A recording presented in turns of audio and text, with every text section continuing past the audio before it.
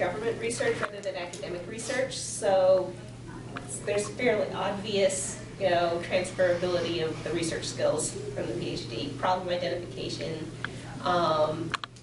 the leadership of field teams, lab teams, and I would say perhaps most important, communication skills of the how do you talk to a potential funder, how do you talk to the people you're writing the grants to, how do you write the grants, how do you talk to somebody who's on your team and you need to get this chemistry to work better, and you need to communicate to them exactly how the chemistry needs to work. How do you talk to a colleague who's in a different subject area and you're exploring a collaboration?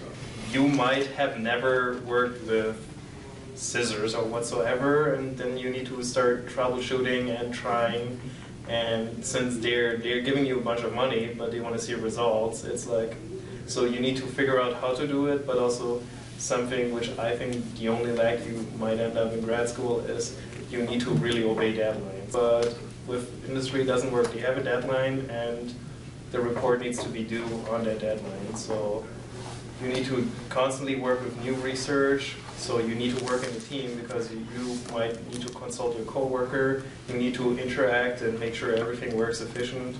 And it's really important to have good writing skills. I completely agree with those points as well. The problem solving, the ability to write, and I would add to that the ability to defend what you say and to be able to take criticism, especially being,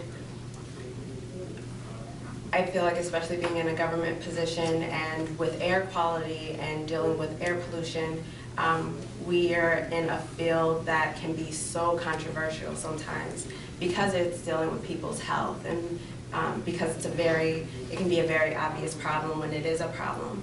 And so the documents that we write up, the different things that we say, we have to be able to defend that to a great extent and to explain, okay, why we went with a particular position. And I think going through the grad school process really prepares you for that. And so taking advantage of those times when you get an opportunity to present, to defend your research, to submit manuscripts and get all that wonderful criticism back. Students that have a lot of questions whenever you're teaching classes, you develop those skills that can be really important. The key thing is external validation of you as a person, because things tend to blend, but if you could stand out, so obviously publication numbers matter. If you had different types of publication, like your name was on a patent, that matters. What's huge is if you won some award of some sort, either a best poster or some young investigator award, or even if you applied for them and became a finalist or you ranked somehow, that all starts to distinguish you from the pack. I was considered really, really, really quantitative within my department, all right? That's no different from any other PhD student. All of you will have broad experience with analyzing data. I was considered a person that could ask questions, all right?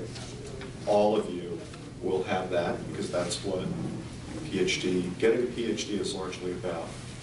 I was considered an expert at bioenergetics models, and after working with them for 5 years, I realized that I could not wait to graduate because I never wanted to work with bioenergetics models again. As long as I lived, they were so hateful. I think that the thing that I took away that was unique is that I came from the University of Michigan School of Natural Resources, and there, all the SNRE students were together as a group. So I was in a group where we had people working on economics projects funded by the World Bank, forestry projects funded by countries in Africa, classic fish biologists, wildlifers, and what have you. And I think what that gave me was the ability to, an interest in working with different people from different disciplines. And I think that's one of the reasons I got hired at USGS, because they knew I was the one applicant who would get up from their desk and walk across the hall and talk to people in the other branches.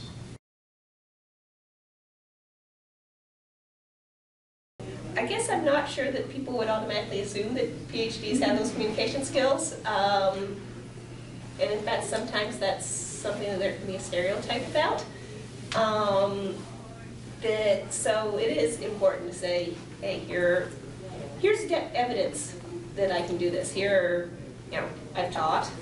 That's an important communication skill. Here are things that I've written. If you've written grant proposals or if you've written papers, those are examples of communication skills. Especially something that you've been the lead author or you've been the primary writer on. Or if you can say, here's something that I was a co-author on, and here's the part I did. Participation in teams, be it department committees, be it collaborative teams, and to highlight on your CV or resume, as the case may be, not just that here's all the good research we did, but here's how we were organized, and here's the role that I played in bringing these people together. Can all be ways to do that. For more information about PhD Career Services, please visit www.careersuccess.msu.edu/PhD careers. Thanks for watching.